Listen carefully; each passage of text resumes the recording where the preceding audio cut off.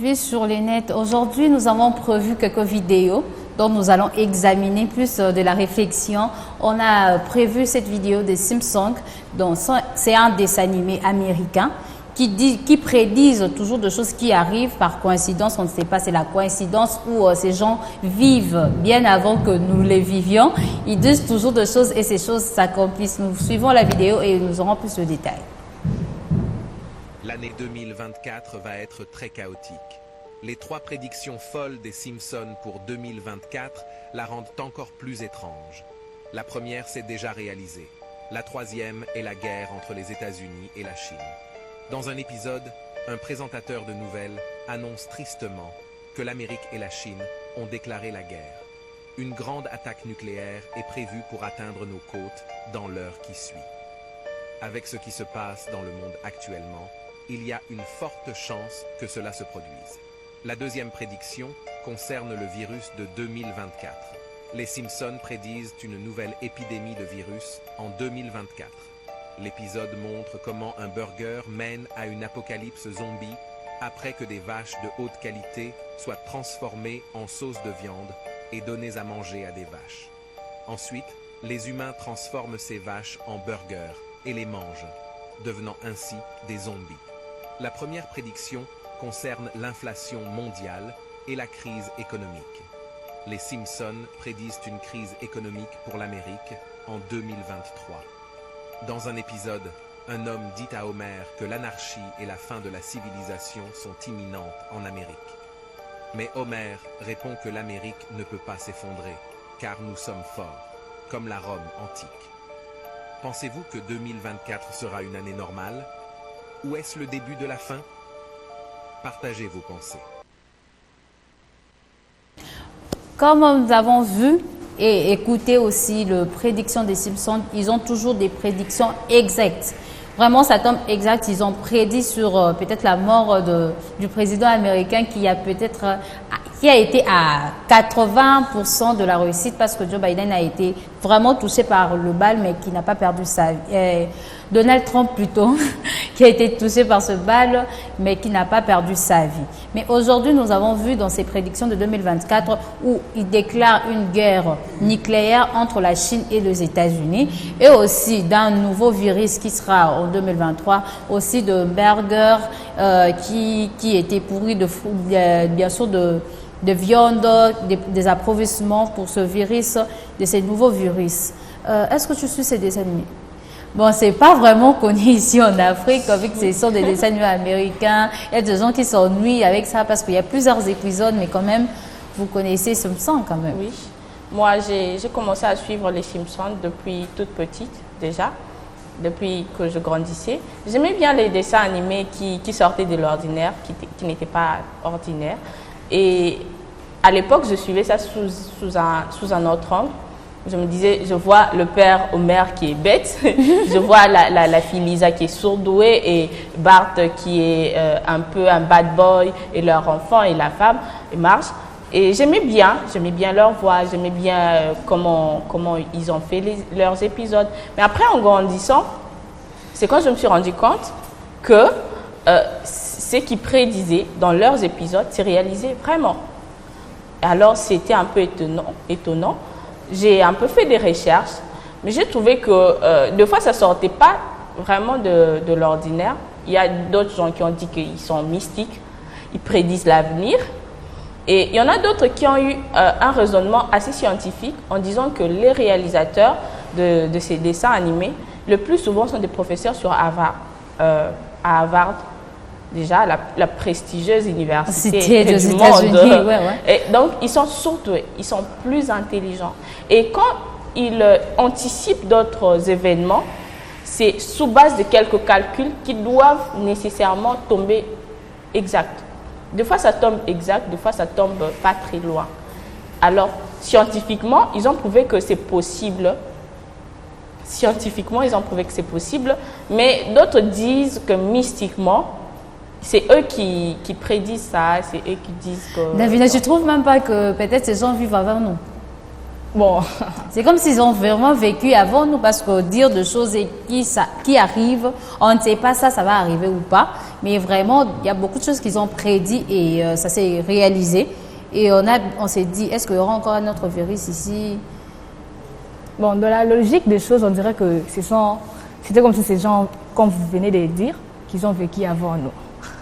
Mais je disais que je n'ai pas eu le temps de visualiser ces dessins animés. Je n'ai pas eu vraiment cette opportunité-là de les regarder. Mais quand même, en voyant les images, je me dis que, en fait, c'est intéressant et puis significatif aussi. Parce que Ça ne te donne pas la peur de lancer une guerre entre la Chine et les États-Unis, parce qu'aujourd'hui, la Chine, c'est vraiment le pays le plus fort en économie mondiale. oui. Et déjà, lancer cette guerre, peut-être nous tous ici, on sera en faillite. Il y a beaucoup de commerçants qui arrivent maintenant en Chine. Donc, lancer cette guerre, ce n'est pas une bonne idée. Tu n'as pas peur? Bon, pas tellement, hein. Donc, pour toi, Je vais oser quand même. la guerre des autres ne t'importe pas. Bon, on va oser. Ils doivent oser ou après ça, ils peuvent dire qu'ils cherchent la paix. Bon, dire qu'après ça, ils cherchent la paix, c'est aussi une bonne chose, en fait. C'est une bonne chose, la finalité. Parce qu'on ne veut pas subir cette troisième guerre mondiale, on a vraiment peur.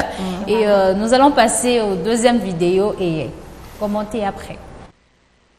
J'ai vu une américaine qui a dit un truc et je suis 100% d'accord avec elle. Moi, je ne suis pas l'ex avec qui tu seras pote. Moi, je ne suis pas l'ex avec qui vous allez vous envoyer des messages de temps en temps pour prendre des nouvelles. Moi, je ne suis pas l'ex avec qui vous allez toujours garder ce lien fort et tout. En fait, je suis juste l'ex. Quand c'est fini en fait. Pense plus à moi, je pense plus à toi, chacun fait sa vie. Les bails d'être en super bon terme avec son ex, vous allez manger et tout, vous allez au restaurant et tout. Pas avec moi. Je suis pas ce genre d'ex. Genre, je suis pas ce genre d'ex. En fait, ce genre d'ex, quand c'est fini, en fait, je veux même plus que dans ton cerveau, tu te rappelles qu'on est des ex. En fait, je veux vraiment que tu oublies totalement qu'on est sortis ensemble. Genre, je suis le genre d'ex. En fait, il faut dire la vérité après la relation, je ne t'aime pas. Je te déteste. Genre, par rapport à quoi on n'est plus ensemble, on va continuer à boire des verres et tout. C'est pas mon genre. C'est pas mon délire, en fait. C'est pas mon lirdé, genre. Et vous, vous êtes quel genre d'ex en vrai de vrai? Après cette vidéo, j'ai parfois envie de rire, parfois envie de dire seulement est-ce que c'est vrai ou pas. Moi, je ne donne pas mon avis, hein. Parce qu'après l'amour, est-ce qu'on peut rester en contact avec son ex-partenaire? Est-ce que c'est possible? Bon, moi, en tout cas, je suis un peu d'accord avec lui, hein, mais ça dépend des cas, ça dépend des situations, bien sûr. Davina, est-ce que c'est possible? Bon, c'est la guerre. Je hein. ne partage pas le même avis que les types. Que lui? Non, je suis pas d'accord. Après l'amour, ce n'est pas forcément la guerre. Toi, tu aimes le risque, j'ai l'impression. Oui, j'aime le risque. Qui ne risque rien n'a rien. Il y a d'autres choses on ne risque pas. Hein. Il faut, ça va t'engloutir et puis regretter après. Hein. Il faut oser quand même. Dire qu'après l'amour, c'est la guerre, c'est un peu plus dire ça. Moi, je ne dirais que, en fait, je ne valide pas la pensée.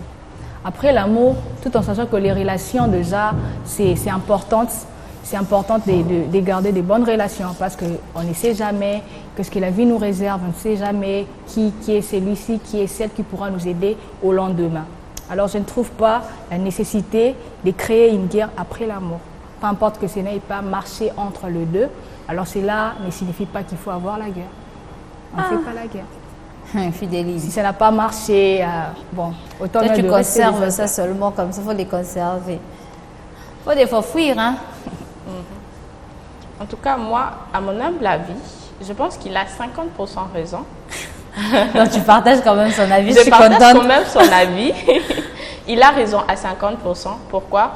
On dit qu'après l'amour, normalement, il ne doit plus avoir de relation. Mais s'il dit qu'il y a la haine, au moins, c'est déjà une relation. Il devient ton ennemi.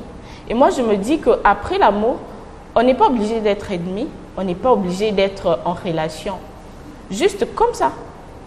Et il y a des risques, oui. Comme vous avez dit si peu, il y a des risques. Imagine, tu es avec ton ex et tu entres dans une autre relation et l'ex a la capacité de tout bouleverser parce qu'il te connaît plus que personne. Cette personne te connaît. Et il peut il connaît tes faiblesses. Il peut faire un coup de sorte que même ta relation future ou ta relation actuelle peut prendre un coup. Et là, c'est par mesure de prudence qu'on s'éloigne de notre ex.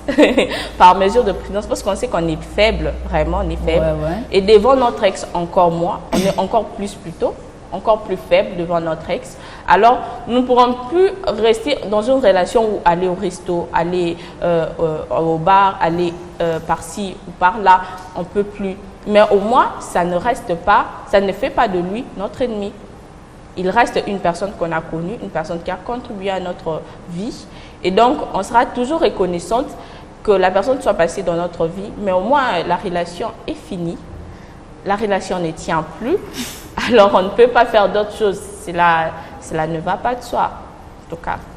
Malgré, après l'amour, c'est la guerre, bien sûr, mais nous tenons toujours à signaler qu'on est en direct de YouTube, Facebook, Instagram, Twitch et TikTok, bien sûr. On est déjà en live. Grâce à M. Diego, notre informaticien, qui est toujours là. Hein. Donc, et revenons, après l'amour, c'est la guerre. Bon, moi, je ne sais pas ce que je pense de ça. Je ne sais pas ce que je pense de ça. Mais moi, je me dis, il ne faut pas toujours entretenir cette relation. Quand c'est fini, c'est fini. Hein? Oui. Hein, Damien, tu ne trouves pas? Quand c'est fini, c'est fini quand même. On ne s'est pas entendu. Après. On ne s'est pas entendu et l'autre a fait son chemin. Pourquoi rester encore ensemble?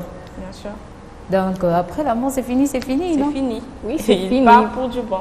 Mais pas pour du bon, c'est ça. Pas pour du bon, donc il va revenir. Part pour du bon. Ah, ok. Il part pour du bon. Parce qu'il y a une femme qui a dit revenir avec son ex, c'est comme revenir en prison. Donc, toi, tu es parti. Non, peut-être il a changé pour toi, non? Non, mais il y a ces cas-là qui se font quand même. Non, mais c'est parmi les rares de cas. Ouais, mais c'est faisable. Mais dans la logique, nous parlons dans un cas général. Quand tu as rompu la relation avec ton ex, c'est fini. Il part. Et toi, tu restes. Et tu continues ta vie comme s'il n'a pas existé. Bon, disons ça sera un peu méchant, mais tu continues ta vie. Ok, là, ça dépend de vous, mais je ne vous conseille pas de rester avec vos ex. Quand c'est fini, c'est fini. Quand c'est fini, c'est fini quand même. Mais il ne faut pas aussi être très toxique comme ces gars qui disent vraiment c'est la guerre. Non, pas la guerre, mais quand même fait sa vie, hein, séparément, c'est important.